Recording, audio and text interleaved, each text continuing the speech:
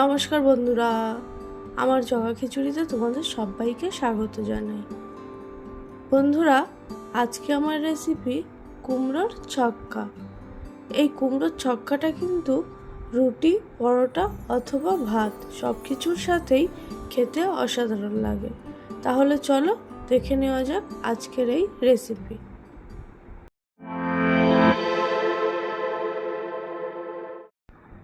কুমড়োর ছক্কা বানানোর জন্য এখানে 400 গ্রাম কুমড়ো নিয়েছি। কুমড়োটাকে বেশ বড় বড় টুকরো করে কেটে নিয়েছি।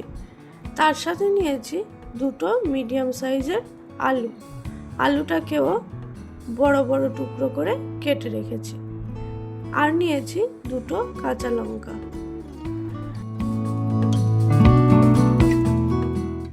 তাহলে চলো বন্ধুরা, কুমড়োর ছক্কাটা বানানো শুরু করি। তো দেখো, গ্যাসে কড়াই চাপিয়ে দিয়েছি। কড়াইটা গরম হলে ওর মধ্যে 3 থেকে 4 টেবিল চামচ সর্ষের তেল দিয়ে দেব। তেলটা গরম হওয়ার পর প্রথমে কুমড়োগুলোকে একটু ভেজে নেব।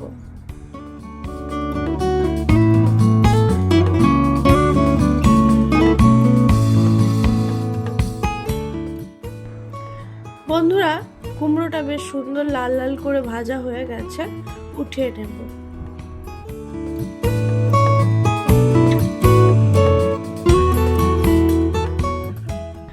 এবার কড়াইয়ের মধ্যে যতটুকু তেল বেঁচে আছে তার মধ্যেই দিয়ে দেব একটা শুকনো লঙ্কা ও একটা তেজপাতা। শুকনো লঙ্কা ও তেজপাতাটা দিয়ে একটু নাড়িয়ে চাড়িয়ে নিয়ে ওর মধ্যে দিয়ে দেব অল্প পরিমাণে 5 ফোড়ন, আর তার সাথে দেব খুব সামান্য হিং।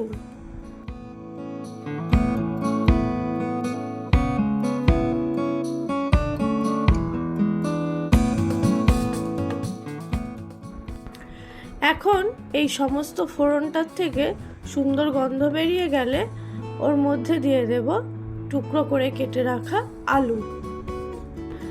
আলুটা দেওয়ার পর ফোড়নটার সাথে আলুটাকে বেশ কিছুক্ষণ ভেজে নেব।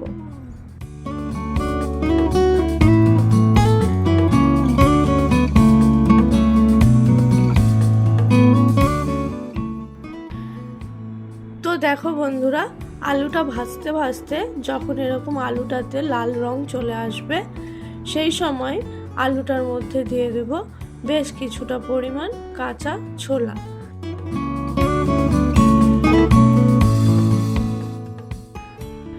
আর দেব বেশ কিছুটা পরিমাণ কুড়িয়ে রাখা নারকেল। ছোলা আর নারকেল কোড়াটা দেওয়ার পরেও আরো কিছুক্ষণ নাড়িয়ে চাড়িয়ে নেব।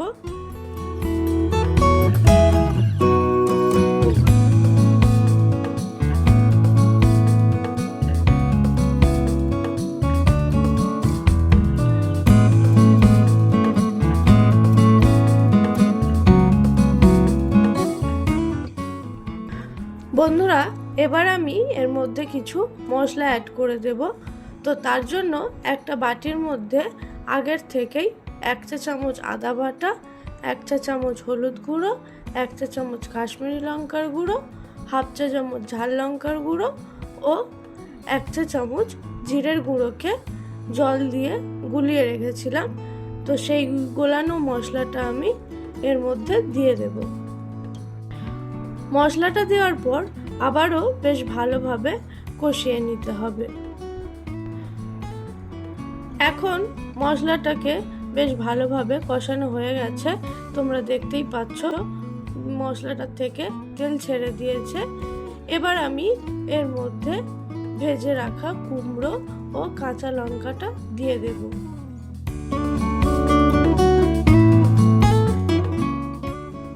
কুমড়োটাকে দেওয়ার পর মশলাটার সাথে খুব ভালোভাবে মিশিয়ে নিতে হবে।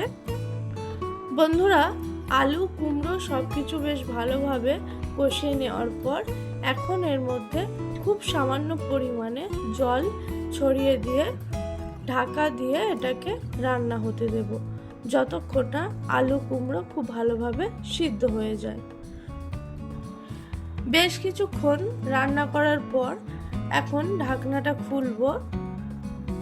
ঢাকনাটা খোলার পর একবার সব কিছুকে খুব ভালোভাবে নাড়িয়ে চাড়িয়ে দিতে হবে যাতে তলায় না লেগে যায়। তোমরা দেখতেই পাচ্ছ বন্ধুরা, আমি কিন্তু কুমড়োর ছক্কাটার মধ্যে একদমই বেশি পরিমাণে জল অ্যাড করিনি, সামান্য যতটুকু জল দিয়েছিলাম তোমরা দেখেইছো। এর মধ্যে কিন্তু একদম খুব বেশি জল দেওয়া যাবে না, তাহলে কিন্তু একদম ঘেঁটে পাঁক হয়ে যাবে, খেতে ভাল লাগবে না। এইভাবে ভাপে ভাপেই এটা সিদ্ধ হয়ে যাবে। তো খুব ভালোভাবে এটাকে নাড়িয়ে চাড়িয়ে দিয়ে আবারও ঢাকা দিয়ে কিছুক্ষণ রান্না হতে দেব। আরও কিছুক্ষণ রান্না করে নেওয়ার পর আবারও ঢাকনাটা খুললাম। ঢাকনাটা খোলার পর আবারও খুব ভালোভাবে সব কিছু নাড়িয়ে চাড়িয়ে দেখে নেব যে আলু কুমড়ো সিদ্ধ হয়েছে কিনা। হ্যাঁ, সব কিছু খুব ভালোভাবেই সিদ্ধ হয়ে গেছে। তো কুমড়োর ছক্কাটা আমার প্রায় হয়ে গেছে। এখন আমি এর মধ্যে 2 চা চামচ চিনি অ্যাড করে দেব, আর তার সাথে দেব 1 চা চামচ ভাজা জিরের গুঁড়ো। চিনি আর ভাজা জিরের গুঁড়োটা দিয়ে খুব ভালোভাবে কুমড়োর ছক্কাটার সাথে মিশিয়ে নেব। তো বন্ধুরা, এখন কুমড়োর ছক্কাটা তো আমার একদম রেডি। চলো এটাকে একটা পাত্রে উঠিয়ে নিই। তাহলে বন্ধুরা, তোমরা দেখেই নিলে যে কত সহজভাবে বানানো যায় এই কুমড়োর ছক্কা। রুটি, লুচি, পরোটা যার সাথেই দাও না কেন, এটা চেটে পুটে কিন্তু নিমেষেই শেষ হয়ে যাবে। তো বন্ধুরা, আমার আজকের এই কুমড়োর ছক্কার রেসিপি তোমাদের কেমন লাগলো অবশ্যই কমেন্ট করে জানিও।